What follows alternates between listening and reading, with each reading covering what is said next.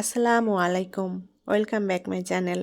Cooking হাউসের আজকের আয়োজনে শেয়ার করব ডিমের অমলেট কারি। খুবই টেস্টি এবং মজাদার একটি রান্না এই ডিমের অমলেট কারি।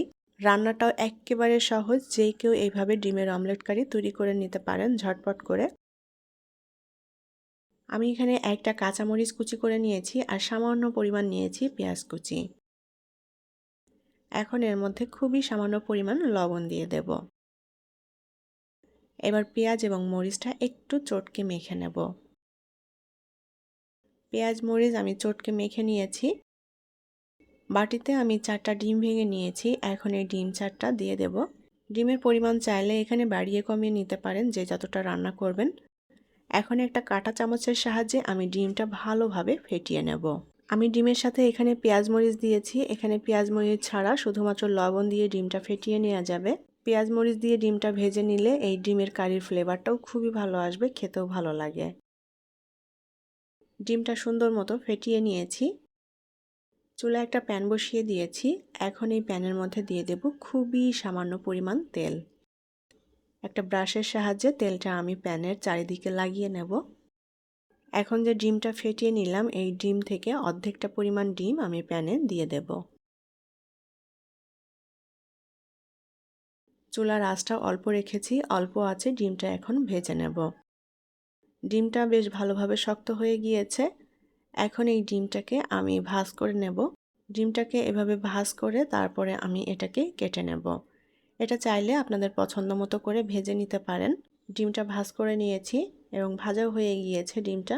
এখন ডিমটাকে আমি ছোট টুকরো করে কেটে নেব। যার যার পছন্দ মতো সাইজ করে কেটে নিতে পারেন। আমি ডিমটাকে 4টা টুকরো করে নিচ্ছি। ডিমটা বেশ হালকা লাল লাল করে ভেজে নিয়েছি। এখন ডিমটা আমি তুলে নেব। আর একইভাবে বাকি যে ডিমটুকু আছে সেটাও ভেজে নেব। প্যানে পরিমাণ মতো তেল দিয়ে দেব। এখন এই তেলের মধ্যে দিয়ে দেব 2 টেবিল চামচ পরিমাণ পেঁয়াজ আদা রসুন বাটা। আমি পেঁয়াজ আদা রসুন একসাথে পেস্ট করে নিয়েছি। এখন এই মশলাটা একটু ভেজে নেব যাতে কাঁচা গন্ধ চলে যায়। পেঁয়াজ আদা রসুন সুন্দর মতো ভেজে নিয়েছি, কাঁচা গন্ধটাও চলে গিয়েছে। এখন এর মধ্যে কিছুটা পানি দিয়ে দেব। এই পানিতেই মশলাটা কষিয়ে নেব, সেভাবেই দিয়ে দিয়েছি পানিটা।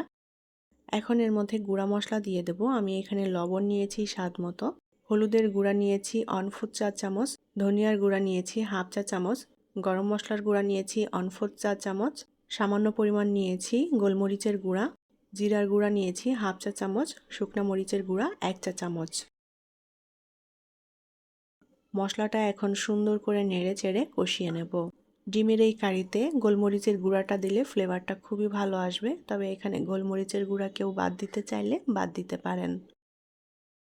ছোট সাইজের একটা টমেটো কুচি করে নিয়েছি। এখন টমেটোটা দিয়ে দেব। চাইলে এখানে টমেটো পেস্ট করে দেয়া যাবে। আমি কুচি করে দিলাম, এটাও গলে যাবে। সুন্দর করে নেড়েচেড়ে মশলাটা কষিয়ে নিতে হবে। মশলাটা যত ভালো কষানো হবে এই ডিমের কারিটা খেতে ততটাই টেস্টি হবে।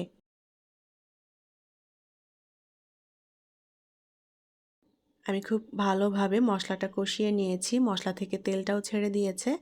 এখন এর মধ্যে পরিমাণ মতো করে ঝোলের পানি দিয়ে দেব। আমি এখানে বেশি ঝোল রাখবো না, ঘন হবে ঝোলটা, সেভাবেই পানি দিয়েছি। ঝোলটা ভালো মতো ফুটে উঠেছে। এখন এর মধ্যে ভেজে রাখা ডিমগুলো দিয়ে দেব। আলতো করে নেড়েচেড়ে ডিমগুলো একটু মিশিয়ে দেব ঝোলের সাথে। ঢাকনা দিয়ে ঢেকে দেব। 3-4 মিনিট ঢাকনা দিয়ে ঢেকে রান্না করে নিয়েছি। এখন ডিমগুলোকে উল্টে দেব। এতে করে ডিমের মধ্যে মশলাটা সুন্দরভাবে মিশে যাবে। খুবই ইজি এই রান্নাটা, যে কেউ এভাবে রান্না করে নিতে পারেন। যারা নতুন রাঁধুনি এবং ব্যাচেলার আছেন তারা খুব সহজেই এই ডিমের কারি তৈরি করে নিতে পারেন। কোনো প্রকার ঝামেলা নেই, ঝটপট করে তৈরি করে নেওয়া যায়। আবারও ঢাকনা দিয়ে ঢেকে দেব। আরও 2-3 মিনিট ঢাকনা দিয়ে ঢেকে রান্না করে নিয়েছি। ডিমের কারিটা রান্না হয়ে এসেছে। এখন শেষ পর্যায়ে এর মধ্যে দিয়ে দেব কিছুটা গরম মশলা এবং জিরার গুঁড়া একসাথে মিলিয়ে নিয়েছি আমি। মশলাটা মিলিয়ে নেব ঝোলের সাথে। আবারও ঢাকনা দিয়ে ঢেকে দেব। 2 মিনিটের জন্য ঢাকনা দিয়ে ঢেকে দিয়েছিলাম। আমার ডিমের অমলেট কারিটা রান্না করা হয়ে গিয়েছে। ঝোলটা আমি একদম মাখো মাখো করে নিয়েছি। এখন এটা নামিয়ে পরিবেশন করব। এই ডিমের অমলেট কারিটা চাইলে রুটি পরোটার সাথেও কিন্তু পরিবেশন করা যায়। আমি এটা সাদা ভাতের সাথে পরিবেশন করেছি আজকে। এটা সাদা ভাতের পাশাপাশি পোলাও, খিচুড়ি সব কিছুর সাথেই খাওয়া যায়। আশা করি আমার আজকের রেসিপি আপনাদের ভালো লেগেছে। রেসিপিটি ভালো লাগলে প্লিজ ভিডিওটি শেয়ার করবেন। পরবর্তী রেসিপি দেখার আমন্ত্রণ জানিয়ে আজকের মতো বিদায় নিচ্ছি। আল্লাহ হাফেজ।